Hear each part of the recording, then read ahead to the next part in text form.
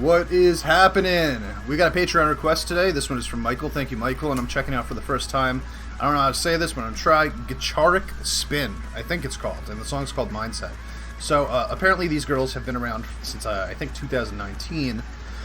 And have had several lineup changes, I've been told, including the death of a member. I believe one of them is out right now with pregnancy, or she just had a child or something like that.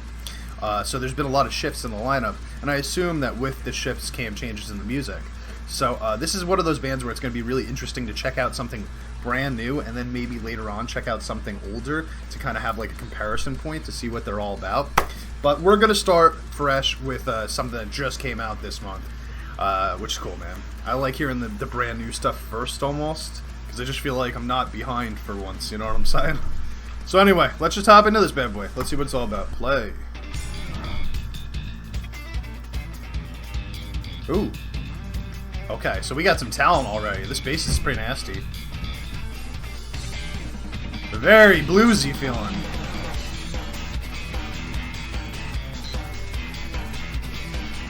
Oh, we got some, like, blues rock, man. It's crazy how many bands I'm being introduced to on my Patreon, which, like, have just these totally different elements of either like, metal and rock, like, that's, like, one side, and then, like, blues and jazz on the other side. And then they take these different elements and kind of, like, mishmash them. It's so cool, man. Ah, look at this drummer.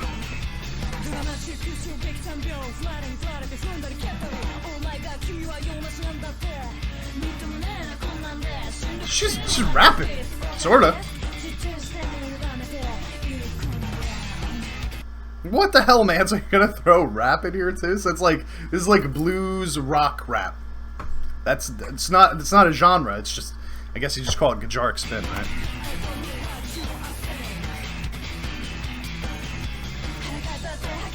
Her voice is like way deeper than I expected it to be too.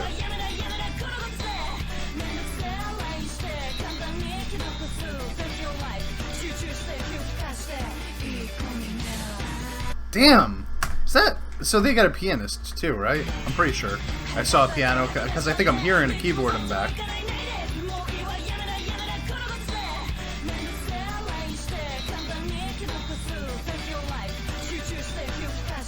Yeah, there it is. So the bass, for me, is, like, really carrying the song. What a crazy look this chick's got. I love it. Fishnets with the suit on over it. The bass is what's really carrying the song, you know, and the reason that you hear the bass so much is because all of the other instruments are not playing full-on, like, elongated notes, right? So it's like, instead of having a chord ring out or a note ring out, it's getting cut off, right? Duh, duh, duh. So in between all of these airy spaces, you're still hearing the bass, you know, doing the very, very bluesy bass line here. Slap the bass. And I think that for music like this, it's really cool because I feel like every single instrument, because of that, feels very separated. Like they're together, obviously, like creating the sound of the song, but they sound separated in the sense that you can pick out individually each instrument and hear it on its own if you really want to focus on that. And I love that. I absolutely love it when there's open spaces that you can kind of single out different cool aspects of a song rather than everything blending together. I know a lot of people prefer to have everything blended together. I'm the opposite. I prefer to have everything a little bit separated so you can hear it all.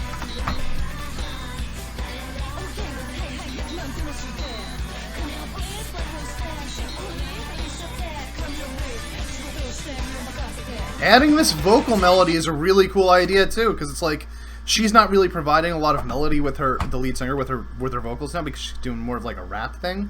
So having this melody over it here in what I assume is going to be the pre-chorus is it finally added that melody to the song that it might have been missing before that. This is the part that you earworm, the part that you sing along to, right?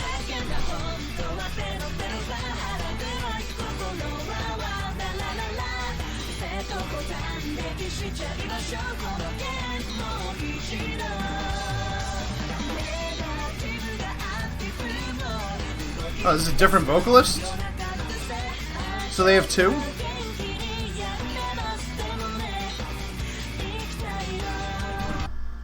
Alright, so I really, really like that chorus. And the reason, it's not like they did anything crazy in it that, like, really stood out to me, but The reason that I specifically like that chorus is because I was just talking about how that vocal line in the pre-chorus kind of added some melody to it, but this pre-chorus, it was all melody, you know? It almost sounded more like a pop chorus. Da na na na na na na na na na na na na. I could even, I don't want anybody to get offended by this, but it is what it is. I could pinpoint like a group like Twice from the K-pop scene doing a chorus like that. It's really catchy and it's really like upbeat and happy sounding, but it kind of makes it more appealing that that's what it is because there's so much technical stuff going on before it. You know what I'm saying? So it's like you can appreciate the catchiness more when you can appreciate the technical aspects before them. All catchy is not good for me. You know what I'm saying? And all technical is not good for me. You need to have a combination.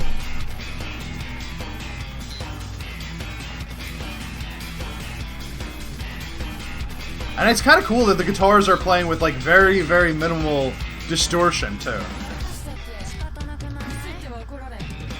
Ooh. Ooh.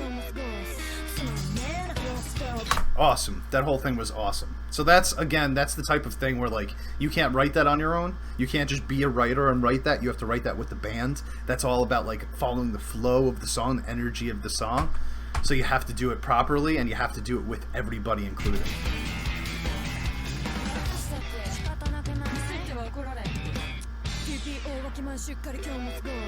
Wow, and even that one sound, you know, you get that keyboard, you got all the instruments doing little tiny things in there. It just makes it sound so fucking cool, man. She's the drummer? I didn't even notice before. So you got a drummer doing vocals?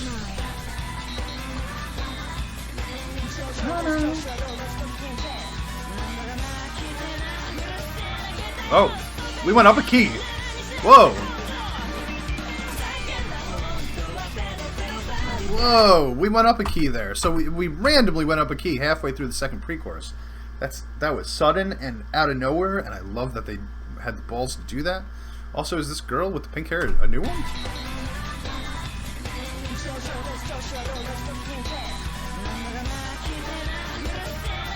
Oh, listen to that. Where'd that come from? Yeah. What are you doing, girl? Oh, she's cutting her hair and then she dyed it? Cool. It's part of the story.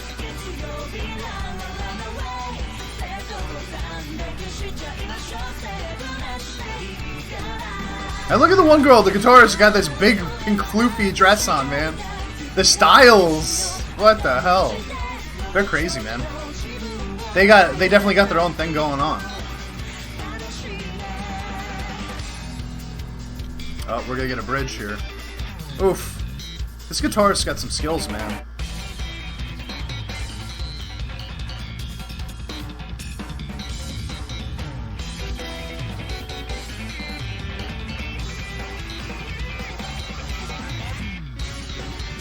That's... whoa. Keyboard solo time? It suddenly went into sci-fi zone.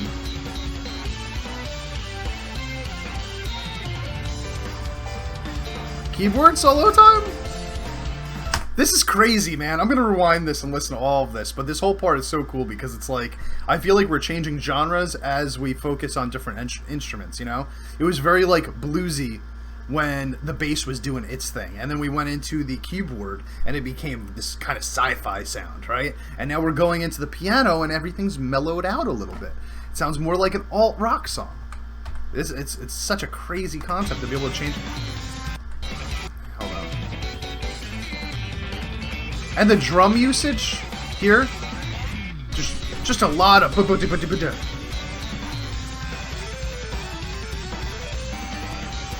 yeah, like suddenly we're in Metroid.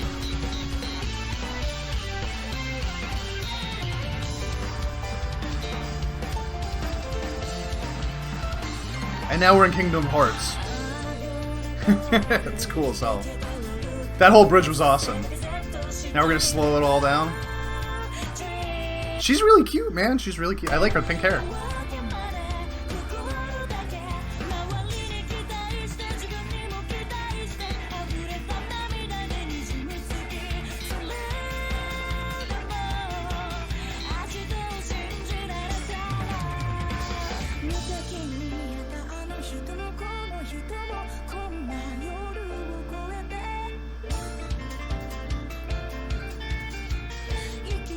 She played the guitar melody, and she played the vocal melody with her guitar right there. We just get another key change? Did you just change the key a second time?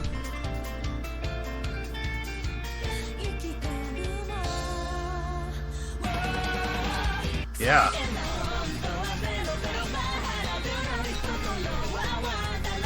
They're really good musicians.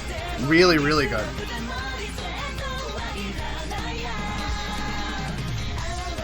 I wonder who's writing most of the music.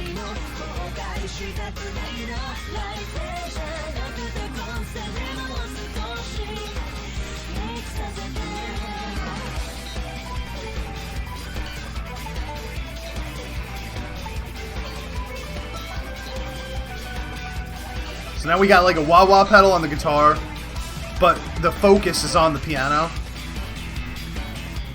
Back to the bass.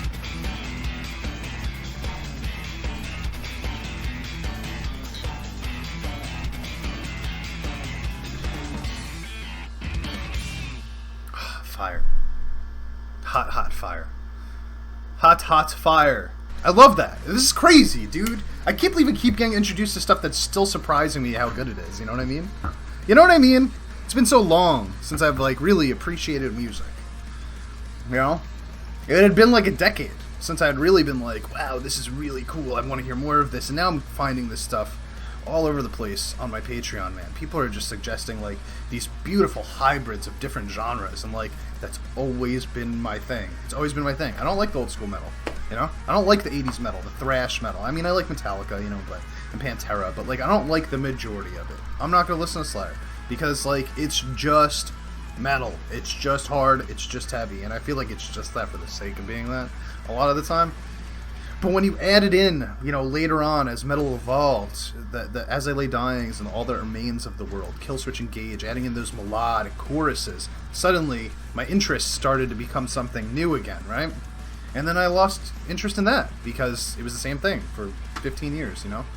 And now I'm finding this stuff. I'm finding, like, these hybrids of, like, rock, blues, jazz, rap, metal, all this stuff coming together, and, like, the utilization of, you know, like, they have a piano in the band, you know? It's, like, so nice to see a piano. And for once, like, a band that's really being led by the bass, like, everybody's doing a lot in this band, right?